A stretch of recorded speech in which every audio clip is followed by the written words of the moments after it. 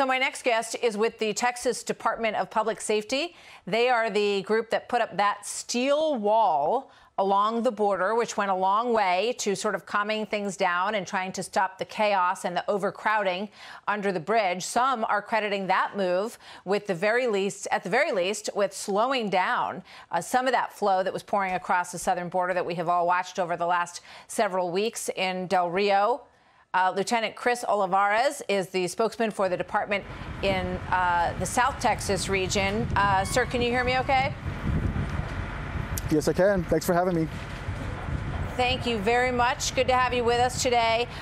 You know, what's your assessment? And it's not as if these people just disappeared. We know that 2,000 went back to Haiti, 8,000 went to Mexico. Most of them were living in Chile, is my understanding, before this.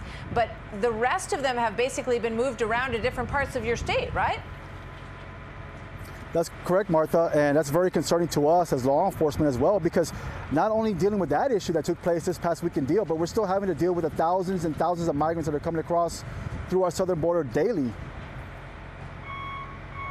So tell me a little bit about, I want to play this soundbite. This is from the Department of Homeland Security Secretary just a short time ago, talking about what he sees as a past history in the prior administration as immoral in terms of how this was being dealt with. And I want to get your thoughts on that. Let's watch. No, they are not. They are driven by a public health imperative. I understand the public health imperative, but are they immoral? But let me explain, because let me be quite clear. We do not conduct ourselves in an immoral way. We do not conduct ourselves in an unethical way. In fact,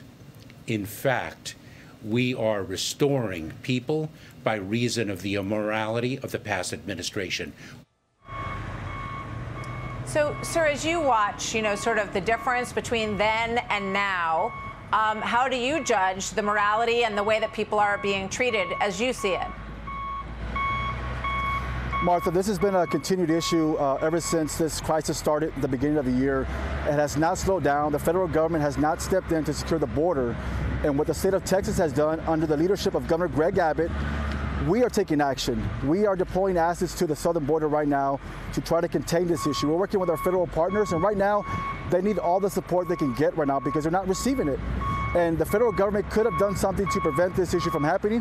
It could do something to prevent this crisis from happening, but they have not stepped in, and we will continue stepping in and take action. We have heard reports that there are other groups that are likely to arrive that are moving up. Haitian groups primarily is the reporting on this. Do you have any indication of what you expect to come in the Del Rio sector? So we have received reports, Martha, and we're expecting thousands and thousands more to arrive. Now, whether they make it to Del Rio, that remains to be seen, but we do have assets in place, state assets in place to prepare for such a surge if it does take place again. We can deploy and mobilize state resources at a moment's notice, and that's what we did this week in Del Rio. We were able to mobilize hundreds and hundreds of troopers and create a steel wall of patrol cars, and we stemmed the surge of migrants that were coming across at that particular moment. Well, you did a good job, and you did all you could, really, given what you have. It's an amazing image. We see it on the right-hand side of our screen right now of the steel wall that was built. There was a time when a wall was under construction. That is not happening anymore at this point. So, Lieutenant, thank you very much for the work that you do, and we appreciate you trying to keep the border safe. We know that's what you are that's the goal that you all have. Thank you, sir. Thanks for having me. I'm Steve Doocy. I'm Brian Kilmeade. And I'm Ainsley Earhart. And click here to subscribe to the Fox News YouTube page to catch our hottest interviews and most compelling analysis.